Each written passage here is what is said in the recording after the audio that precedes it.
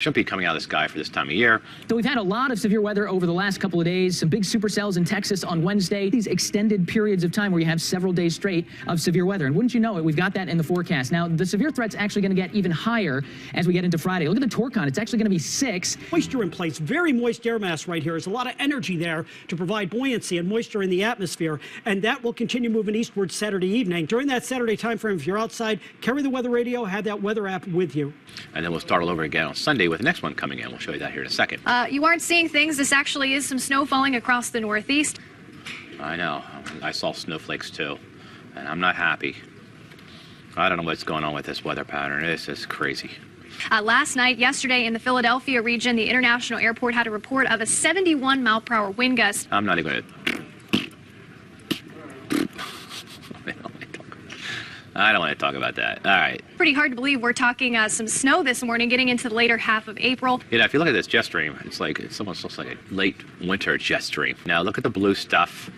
You think we'd be done with this by now, but no. The atmosphere says we have to have a little more snow. Friday, again, expecting a severe weather outbreak with tornadoes possible, also storms that could produce some very damaging winds and large hail, all the way from parts of Texas up into Iowa and Nebraska. So Kansas City, Wichita, Dallas, Austin, San Antonio, over towards Shreveport, Louisiana, Jackson, Mississippi. These are all areas that are dealing with a high threat for severe weather. Torcon values up to 6 in Wichita. That's a 60% chance of a tornado within a 50-mile radius around the city. 4 to 8 p.m. looks like your main time frame to watch for that. Tulsa and Shreveport, 11 a.m. to 7 p.m. And you have a 5 out of 10 on the Torcon. And then what we're going to do is we're going to combine all of this available energy here with the stronger winds higher up in the atmosphere. And that is what is going to force, in that brown area, the higher threat of severe. Now, we originally had a 5 here, but Dr. Forbes has now upped this to a 6 for Kentucky, Tennessee, and northern Alabama into that Saturday time frame. We also have good higher Torcons here for Georgia and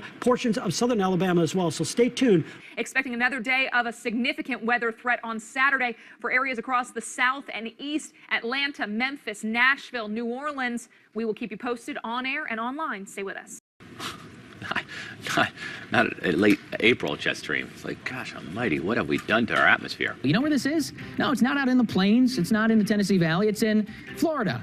This was a small water spout, which means it started out over water, and then it actually moved inland. A little bit farther toward the north, up in Bradenton, there was actually some pretty bad damage. You know what, though? That was not from a tornado. That was actually just from straight line winds. So now the severe threat's actually going to get even higher as we get into Friday. Look at the Torcon. It's actually going to be 6 in southeast Kansas. Places like eastern Oklahoma. You guys are going to be in the main threat area as well. Saturday, once again, a Torcon of 6, but the threat moves toward the east into Tennessee and northern Alabama, parts of western Kentucky as well. By the way, you remember what happened last time we had a Torcon of 6?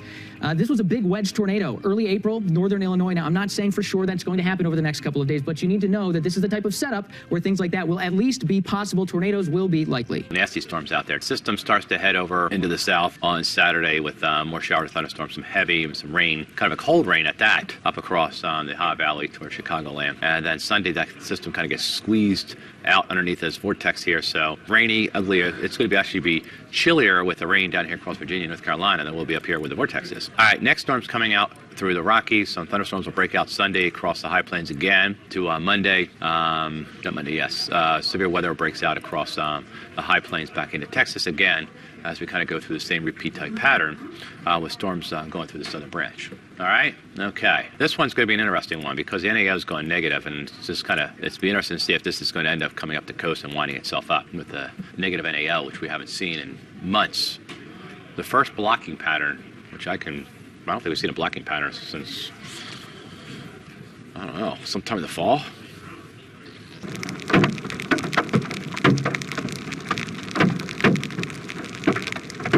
That was hail you were hearing, and heavy rain, lightning also slamming Texas yesterday. So much hail, it covered the ground in many areas, including happy Texas. I'm thinking they weren't so happy there. Numerous reports of accidents, up to baseball-size hail that certainly is going to do damage to your car.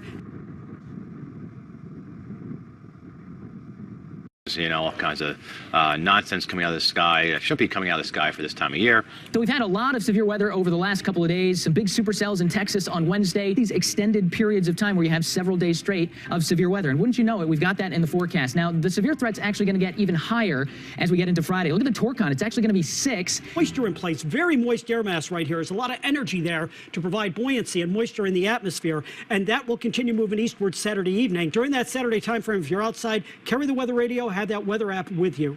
And then we'll start all over again on Sunday with the next one coming in. We'll show you that here in a second. You aren't seeing things. This actually is some snow falling across the Northeast.